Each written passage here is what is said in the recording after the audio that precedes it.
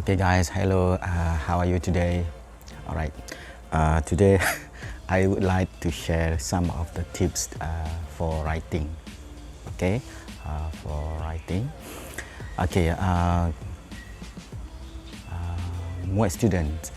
Okay, you have to be very careful with your writing. Okay, I would like to discuss and share to you about writing task 1, task 1 or question number 1.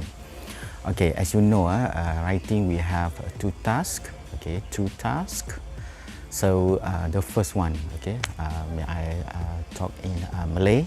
Okay, jadi task yang pertama, dipanggil report writing. Okay, report writing.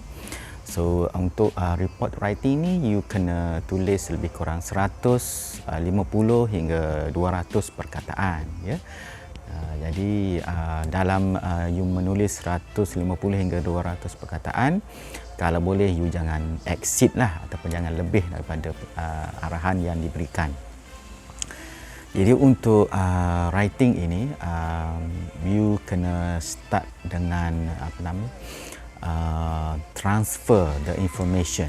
Okay, transfer information daripada mana? Okay, you akan diberikan diagram. Diagram ini termasuklah catapai, bar graph, okay, table, okay, dan sebagainya. Banyak lagi diagram yang akan ditanya. Jadi itu adalah di antara 3 contoh diagram yang biasa ditanya lah. Jadi dalam diagram ini kamu akan diminta untuk study the diagram tadi, catapai, bar graph atau line graph, okay, table. You study dan segala maklumat daripada diagram tadi you kena pindahkan ke dalam bentuk esei, di mana kamu hendaklah menulis esei tadi sebanyak 150 hingga 200 perkataan. Okey. Jadi untuk writing yang pertama, task yang pertama tadi, you transfer information daripada diagram. Okay, you start dengan menulis title. Okay, karangan you tadi you start, you mulakan dengan menulis title. Okay, that is the very first thing, title. So daripada mana you dapatkan title tadi? Okay, title tadi biasanya kita dapatkan daripada soalan yang ditanya di atas kertas. Okay, daripada soalan tadi kita boleh rephrase ataupun kita boleh tulis balik dengan menggunakan ayat kita title kepada tajuk karangan kita untuk task 1. Okay. Daripada title kita pergi kepada introduction. Okay, introduction apa yang kamu lihat daripada diagram tadi. Okay, kamu lihat secara keseluruhan antara diagram pertama dan juga diagram kedua, ataupun tabel pertama dan juga tabel kedua, ataupun graf pertama dan tabel pertama. Okey, graf pertama, tabel pertama. Okey, jadi 2 diagram lah di situ. Okey.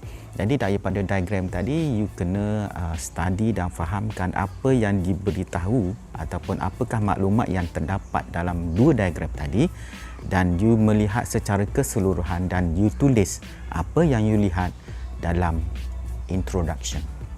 Kerana dalam introduction itu adalah termasuklah overview. Okay, tulis introduction, contohnya ayat the table 1 shows that, okay, ataupun table 1 shows that apa-apa, dan juga boleh you cakap figure 1 depicts that. Okay. Untuk perkataan show lah, saya ingin mengambil menarik perhatian untuk perkataan show. Selain pada perkataan show, kita boleh juga menggunakan perkataan lain. Contohnya illustrates. Okay, the table 1 atau table 1 illustrates, ataupun table 1 depicts. Okay, table 1 demonstrates dan sebagainya. Bukan hanya perkataan show saja, kita boleh guna pelbagai perkataan untuk menggambarkan maksud yang sama. Okey. Yang kedua, section yang kedua ialah content. Okey, content ini kita panggil key features. Okey, key features yang mengandungi analisis dan sintesis. Okey, mengandungi analisis dan sintesis. Jadi bila kita ada key features ni macam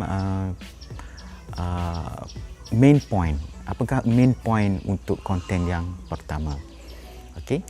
Jadi key features ni kamu mesti menulis biasanya tahun. Kita nak tahun bila terlibat.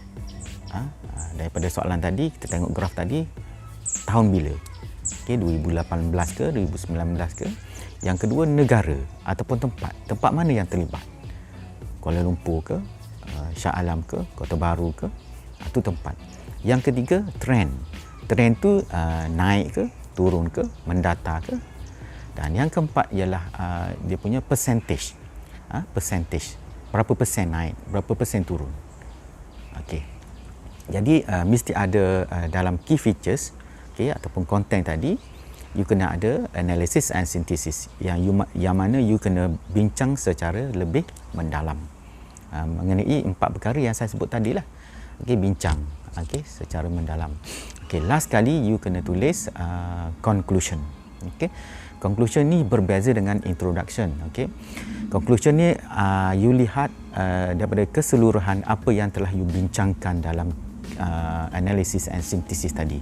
Manakala introduction ataupun overview, apa yang you lihat daripada graf, tapi belum you belum bincang. You belum bincang. Jadi you tengok secara sepintas lalu mengenai graf dan juga bar ataupun bar graf ataupun carta bar ataupun carta pie secara keseluruhan, tapi you belum bincang. Itu introduction. Untuk conclusion, you buat satu keputusan ataupun penilaian setelah kamu selesai membuat pengiraan, turun naik, percentage dan sebagainya. Itu adalah conclusion. Jadi penulisan untuk karangan ini jangan lebih daripada 200 perkataan. Itu adalah writing, question writing untuk task 1.